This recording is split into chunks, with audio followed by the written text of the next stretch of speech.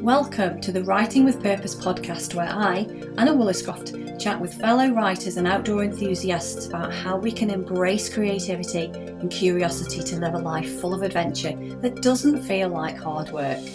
I delve into exploratory conversations about my two loves in life, writing and nature connection, as part of my mission to share the well-being benefits they both bring.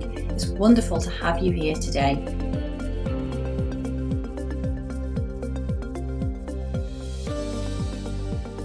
On today's Writing with Purpose podcast, I'm chatting with Wendy Ann Jones about direct response copy and sales pages, singing and writing, and gaining inspiration from Mother Nature.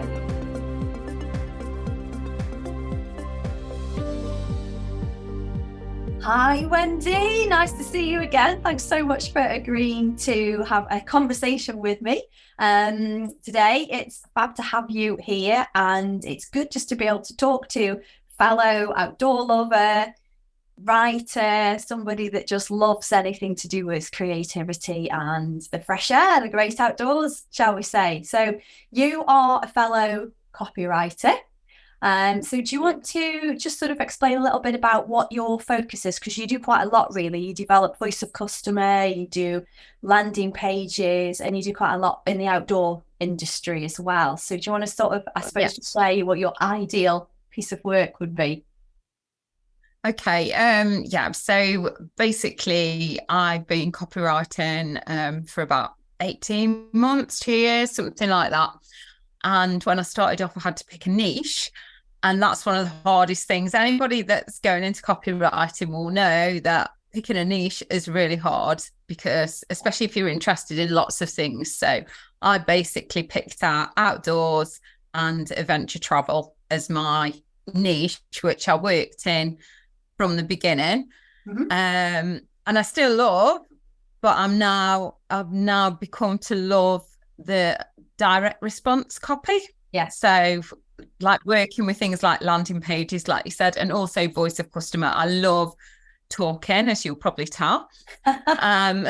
So I love listening to customer stories. I'm really nosy, so things like case studies and sales pages and email sequences are really float my boat, because it's getting under the skin of the clients and the customers, and then kind of putting everything together, like doing lots of research and then putting everything together and formulating it in a way that speaks to your clients, prospective clients, if you like. So trying to reach the exact people that your client wants to talk to and wants to engage with. So it's a little bit of everything. So I'm a little bit of everything. I'm very creative, but I'm quite analytical. I quite like, quite geeky. So it kind of appeals to lots of different boxes in my personality, that I get to have that creativity, but I also get that analytical side and all these different bits and pieces, like psychology. There's a lot of psychology in it, which is fascinating. I'm learning lots about that as well. So that's a little bit about probably quite unusual in that respect, because I think people are they're either on the creative side of things, or they're on the analytical side of things, or they're sort of words or their numbers and one way or the other. But you're absolutely right. When you're writing something that needs to really address that ideal client, there is a lot of research involved, and it is quite analytical. And I think that's an area that I've certainly come across in the past, where particularly if people want to write their own copy or their own content, because they see that as quite easy, I can write, anyone can write pretty much, and I'll do that myself. But that's an area that they miss, isn't it? It's like, well, who is your customer? They're not just somebody that fits, they live in a certain area and they're of a certain age. They've got emotions, they've got problems, they've got pains, they've got motivations. And it's great that you kind of enjoy the research part, because it's quite important, isn't it, of sort of, I suppose, developing those client personas, and then from that you can do the voice of. Definitely. I was talking to one of my mentors the other day, and she was kind of saying, it's almost a 70-30 split on research and writing, as in research being the heavier one, because once you do your research properly, then your writing just flows. It just comes along easy. And that's the feeling I get, because I kind of need to feel like I know that person, like I'm as if I'm writing to one person, you know, and I've got that person in my head and I know how they tick. And if I've done my research well, then that happens, and it's like writing to a friend then, isn't it? So definitely, like a really nice process. The same person is always in your mind's eye or in front of you. I mean, it works for some people. I've seen this done where you know, sort of business development people, they get their clients to draw their ideal clients as well as just write about them, and then stick it up on the wall in front of them where it's going to be all the time, so that they're, you know, it's like it's Wendy who's going to be the ideal client. Wendy's always there, like a figure, and you know, you can sort of see them, hear them, breathe them almost. And exactly, it just makes it so much easier. Otherwise, you know, where'd you start? This is I mean, one of the conversations we were having about writer's block, you know, we're saying a lot of the time writer's block is there because you're trying to, you know, in copywriting, you're trying to write something that you don't know because you haven't researched it. So it's not going to flow if you haven't done, you know, all your back work, basically.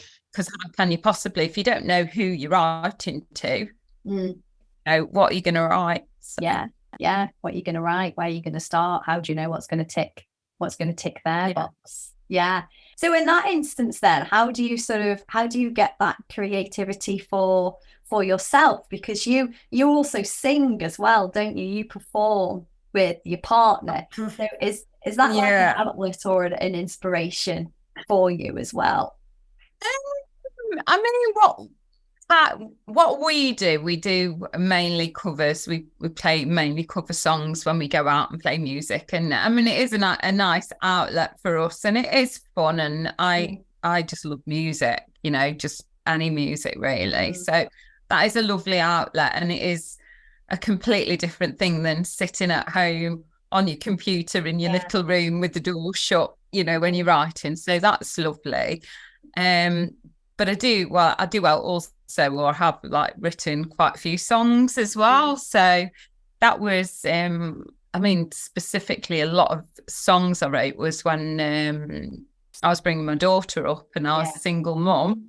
So when your kids go to bed at night and if you don't want to just sit in front of the telly, and I started writing songs because I found that was a really nice little combination between, you know, kind of as an outlet for what's going on in your life, your emotions, sometimes, not always.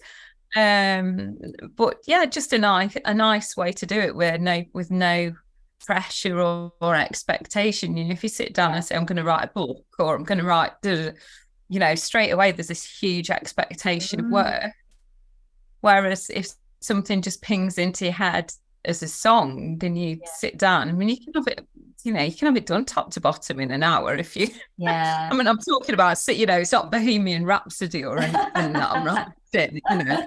But who knew? That's what one thing that I love to do, absolutely love to do. My daughter's grown up now; she's 21. Is we will sit. You know, it'll be like at the breakfast table on a Sunday morning or something, you know, if she's home from uni, and one of us will grab a guitar. It's just lovely, you know, it's like that kind of, oh, my life couldn't be much happier than this, I know. It's just a lovely moment. Kind of, the thing with music is it's that collaboration with other people, and I think that's perhaps different. I know some of the big writers, they do collaborate and stuff like that, which must be wonderful. But in music, collaborations is really the thing. So, you know, it's great. So when, you know, you wrote songs and that when your daughter was younger and you were growing up, and sorry, she was growing up, and then so you kind of used things that were going on in your life to repurpose what you were writing.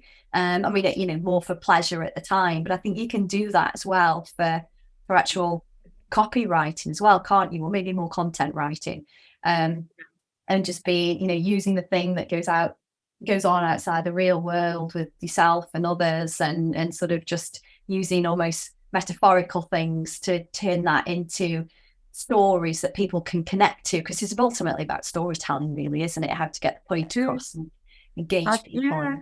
I did with a friend of mine during COVID, ran a songwriting workshop. He's a country singer, and he writes songs. He's been to Nashville and everything. He's really quite an accomplished songwriter. And he ran this thing, and he said, because obviously you normally will go, like Adele or whatever, you'll write from your own experience, from your own emotions, and everything like that. But that does leave you a kind of, unless that emotion's there or that feeling's there, you're not going to write the song.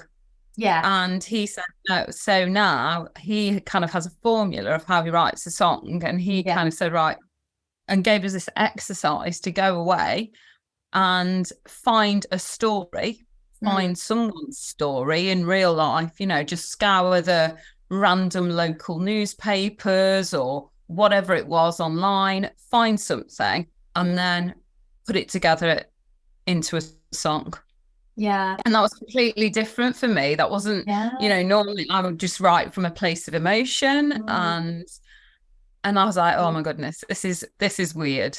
This is weird. So I scoured all these random newspapers. I thought, okay, I'm going to write about a woman. I'll find a woman that I, I'll read about her story, and I'll get some admiration for her, somebody I admire and everything. And there was, I find like Rosa Parks, and I find like all these people, and I was just thinking, no, this is too much for me. And then I came across an obituary, for a lady called Annie Glenn, and she was the wife of John Glenn, who is the famous astronaut in America. Oh, right. Okay. And I started to read this obituary of this lady who had died at like 100 or something.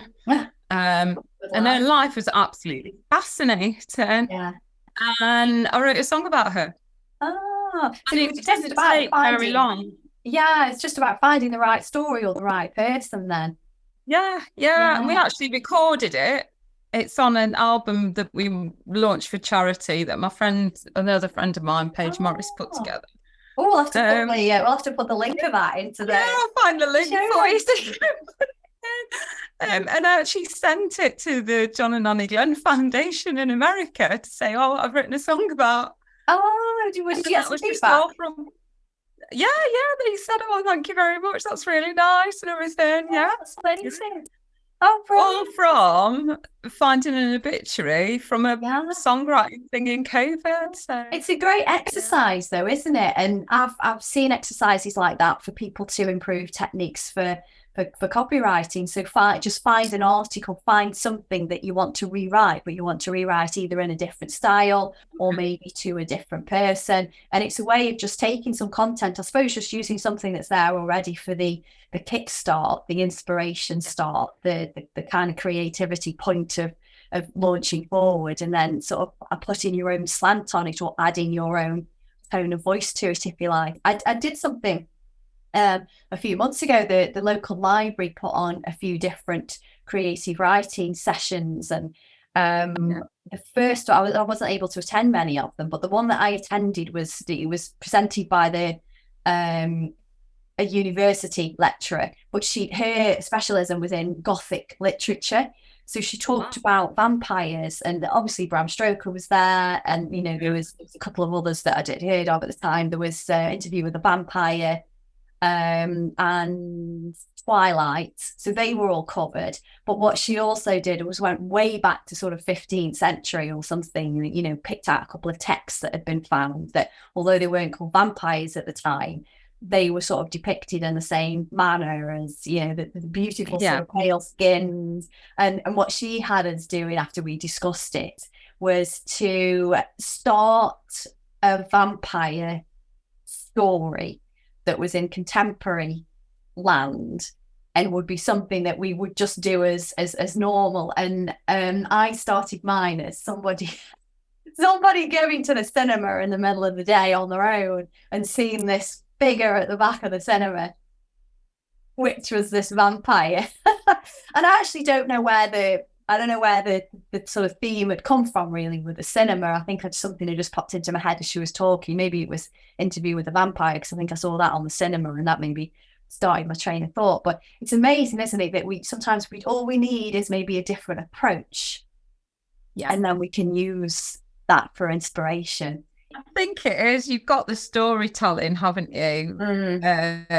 In parts of it, and then you've got the structure in parts of it as well. So yeah, you kind of go through an emotional journey on a sales page, really, with someone, because if it's selling a product, where you're putting some effort into it, or a program or whatever it is, you're kind of going on that journey with the person as they progress through. So the idea is that, if it's not for someone, they will work that out through the text, because you don't want people that it's not right for. They'll all be switched on. They will work it out, and they will click away, but everyone else will go through a series of emotions about it, won't they?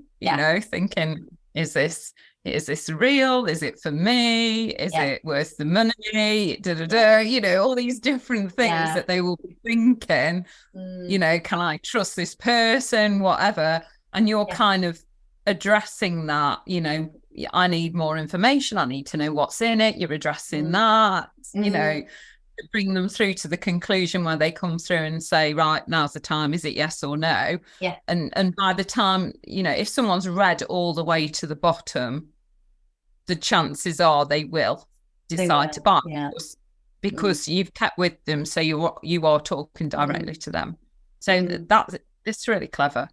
It's really clever. Because I think when you're in a situation with a person, you can adapt a bit, can't you, to the specific questions that they might have, or if you're the person that's selling something, you might spot some sort of body language, something in their face, maybe they're not, they keep fidgeting or something like that. So you can kind of address that because you've seen more things. Whereas when you're putting it all on a page, you've kind of got to almost what's the word I'm looking for? Foresee what's going to come. Like preempt objections, really. And as you say, you've got to talk about, can I trust this person? So there's certain places where you would put the credibility elements, or authority logos, or maybe here's who I've worked with before, and customer testimonials, and it's a very sort of it's quite an intense process, I think, writing a proper piece of direct response copy literature.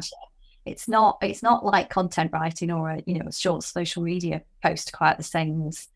There's a lot more to it. It's an art. There is a lot more. And this is probably why it's really floated my boat. You know what I mean?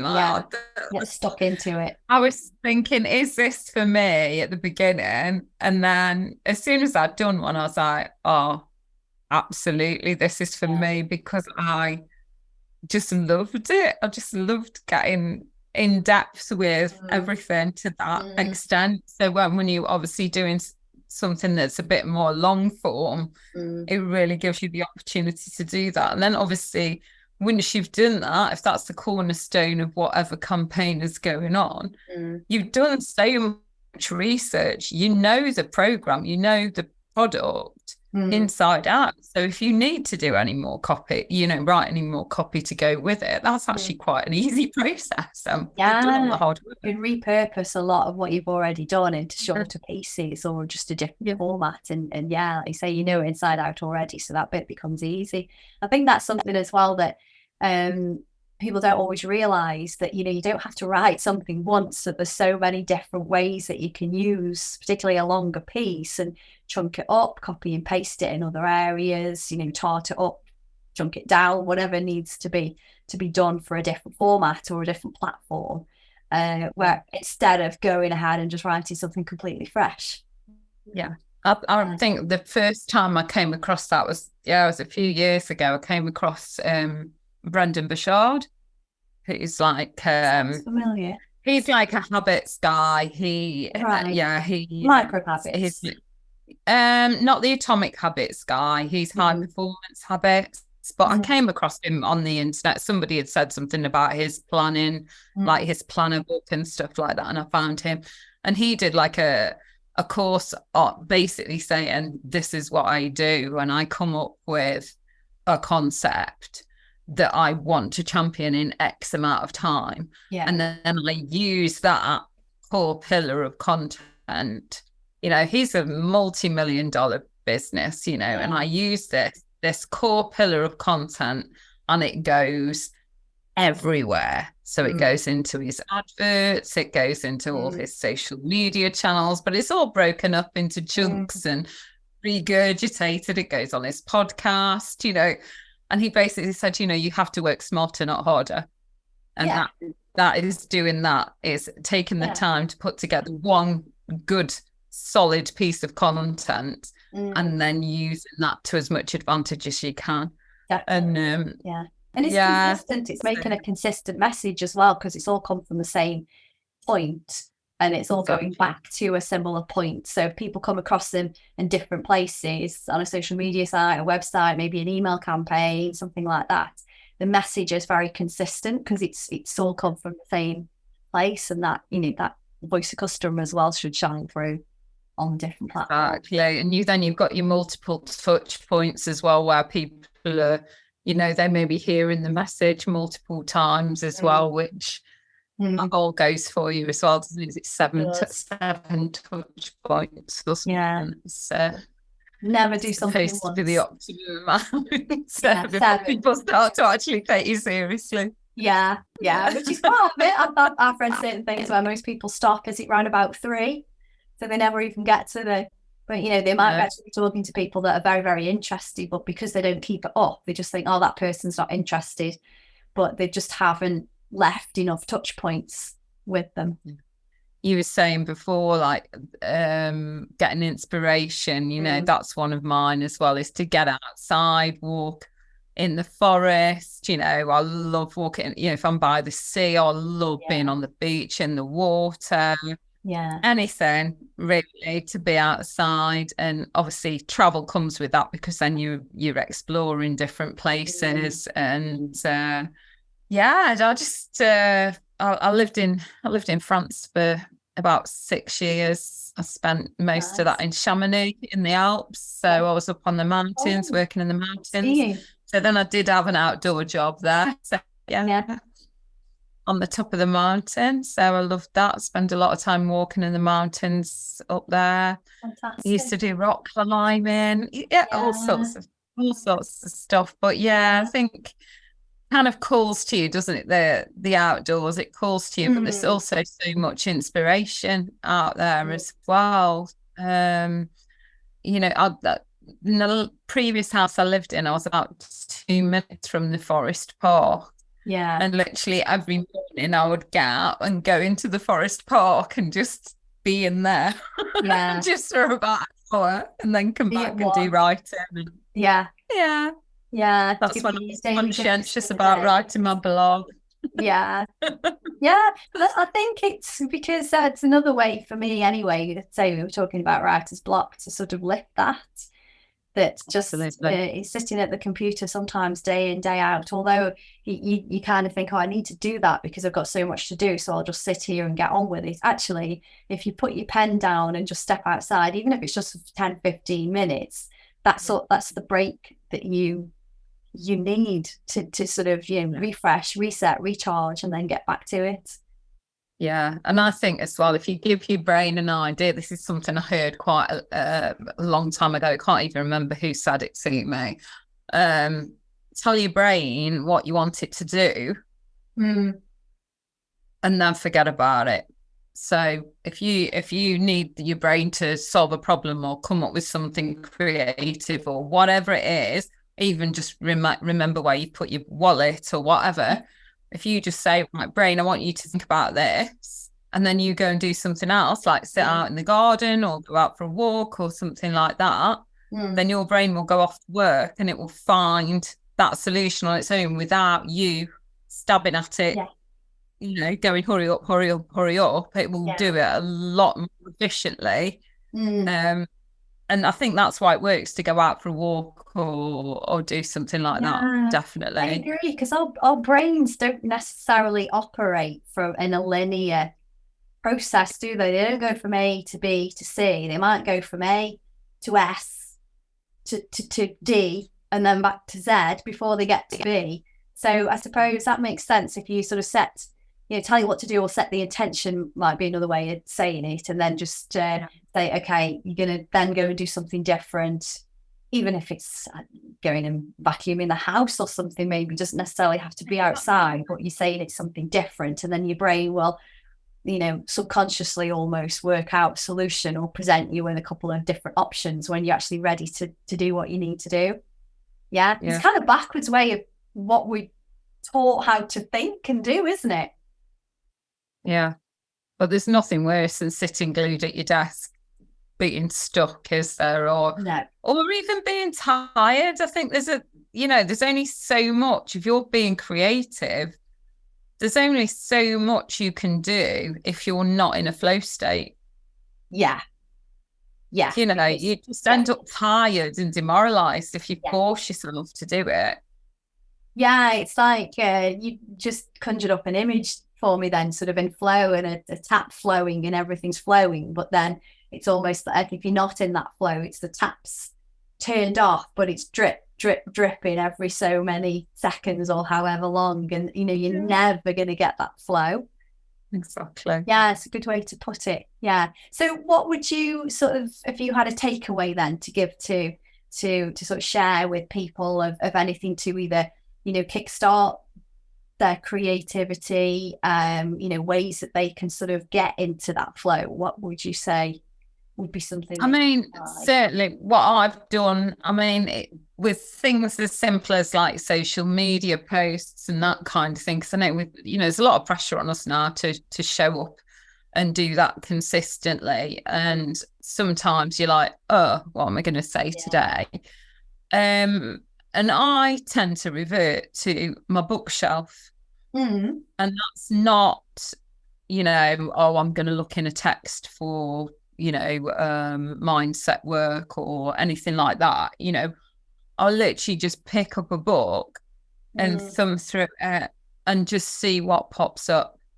Yeah. And it's something completely random. I learned this. Not in a writing context, but I did a walk-in library with Professor D Head, and I helped out. I was just helping out. It was, and I'd always read a book, finished a book, started the next book, and I was very linear with it. Yeah. And we went and did this walking book tour where we had a big cabinet of books. It was at a festival with a big cabinet of books, and people just came, chose a book, and we went off for a walk. And they just opened the book and found something that interested them, and they could share it with the group or not, whatever. And it was a real eye-opener for me. And I thought, I've never thought about just dipping randomly into books and taking what I wanted and then just leaving it. Yeah. So something that would just stand out inspiration to write. Yeah. Yeah. It really works. It really works. So if you've got a good bookshelf or a good library and you're stuck. I've got quite a lot of books. I'll try that. I've never heard that before. Thank you. Yeah, no, that's fine. You're welcome. So I shall watch out for some social media posts to come then from, I don't know, Dean Koontz. I've got quite a lot of his. There you go. Yeah. Oh, I like that. I really like that. Brilliant. Well, it's been wonderful to chat to you. Thank you so much for your time. You've shared loads there, and it's brilliant to see sort of, get a bit of an insight as to how you would build content for people and focus on that direct response copy, which I think is so important for people that are selling something. We're all selling something, aren't we? But so hopefully it's been very inspirational for people. So thank you very much, Wendy. It's been super. Thank you so much, Anna. Cheers. Thank you for listening to today's Writing with Purpose podcast. Having conversations with fellow writers or adventure enthusiasts brings two of my biggest loves in life together, writing and nature connection. I've been a copywriter and content creator for 23 years, but my passion is writing for well-being, and I'm on a mission to share the benefits that putting pen to paper has for personal wellness with as many people as possible. If you want to learn more about writing for your well-being and journaling techniques, please connect with me in my Facebook group, Journaling with Anna.